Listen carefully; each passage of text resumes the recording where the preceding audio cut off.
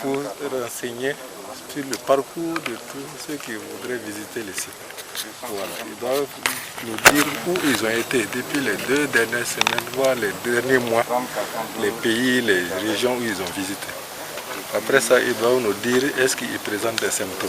Déjà, on essaie déjà de voir qu'est-ce qui va, qu'est-ce qui ne va pas, est-ce qu'ils ont été en contact avec des malades. Ça ne veut pas dire qu'on cherche à voir, vraiment très complexe cette maladie. Donc, en fonction de toutes ces caractéristiques, on sait déjà qui orienté vers quelle catégorie, qui orienté vers quelle catégorie. Donc après cette liste qu'ils nous envoient, après on approuve leur accès au site, que ce soit par l'avion ou par les véhicules de car, par véhicule personnel, tout le monde remplit cette fiche. Personne ne peut accéder au site sans vraiment avoir rempli cette fiche. En dehors de ça, quand on leur donne l'autorisation pour accéder au site, quand ils arrivent à la porte, à la guérite, voilà, cette fiche est reçue par l'équipe de la clinique pour approbation. Avant ça, il devrait d'abord y avoir un dispositif de lavage des mains qu'on a mis. En dehors d'ici, tout le monde est obligé de passer par là pour laver les mains. Voilà. Et quand ils arrivent au niveau de la guérite, il y a des agents de la sécurité qui ont été formés pour déjà prendre la température de tous les employés. C'est-à-dire que tu ne peux pas avoir accès au site si on ne t'a pas vu tout cela. Tu laves les mains, tu viens, on prend ta température, voilà. Et puis il y a le gel hydroalcoolique, on va montrer comment les gens doivent appliquer ça. Et même à l'intérieur, parce que quelqu'un peut rentrer le matin et dans la journée, il a besoin de se relaver les mains parce que soit il a touché des surfaces, vous savez qu'il y a beaucoup de facteurs qui peuvent faire qu'on attrape la maladie. Les poignées des portes, poignées des portières, des véhicules, tout ça, c'est des choses auxquelles il faut penser. C'est-à-dire, on ne tient pas compte du niveau du personnel ou de sa catégorie. Tout le monde observe les mesures, les gestes barrières. Voilà, que tu sois du premier directeur général, vous avez vu, le directeur général, il a le masque, il a son gel en main.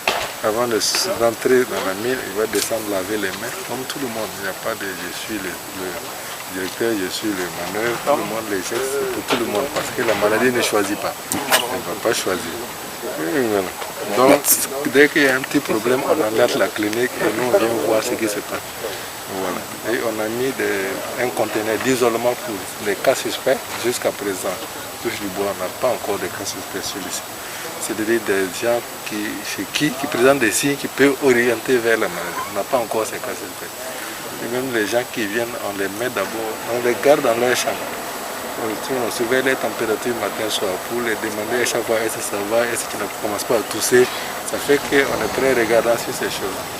Parce que c'est pas la maladie, c'est pas que genre, c'est quelque chose qu'on voit, on ne voit pas. C'est pas genre si monsieur il porte du bois, quand il porte le bois on va le voir. Ou bien c'est quelqu'un qui amène une arme, on va voir l'arme. Non, c'est des microscopiques, c'est ça qui fait la difficulté de la chose. Donc c'est en suivant toutes ces mesures de prévention et les gestes barrières là qu'on peut déjà essayer de trier ceux qui peuvent être exposés ou pas. Parce que même la difficulté c'est que même sans développer certains signes, on peut avoir les microbes. Voilà, ce qu'on appelle les porteurs sains. Quelqu'un qui a le microbe mais qui ne tousse pas, qui ne fait pas de fièvre, mais qui peut quand même contaminer.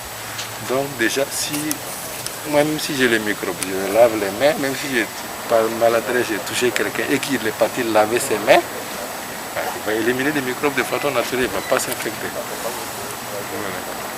C'est ça l'importance, c'est l'occasion pour moi de rappeler à toute la population d'observer de façon stricte les gestes barrières et d'accepter d'être mis en confinement. Quand on dit qu'un tel doit aller en confinement, c'est déjà pour le protéger et pour protéger sa famille ou ses frères. Ce n'est pas de la punition. Il n'y a pas de cas de confinement. C'est des gens qu'on observe seulement. C'est pas quand on dit quelqu'un qui est en confinement, c'est quelqu'un, on sait qu'il a été en contact avec quelqu'un qui est malade. Non, ça c'est déjà, quand c'est comme ça, tu ne peux même pas avoir accès au site. Puis c'est déjà, il y a le formulaire qui doit nous renseigner par rapport à ça. Voilà. Quelqu'un qui doit être en isolement, c'est quelqu'un qui a la maladie, on a diagnostiqué qu'il est positif, lui on le met en isolement carrément. Donc il n'y a pas de cas de quarantaine, il n'y a pas de cas d'isolement sur le site. C'est normal, quand un travailleur qui doit y vient, il surveille, ça c'est la surveillance, l'observation, c'est pas du confinement. C'est vrai qu'il faudrait faire la différence entre les termes.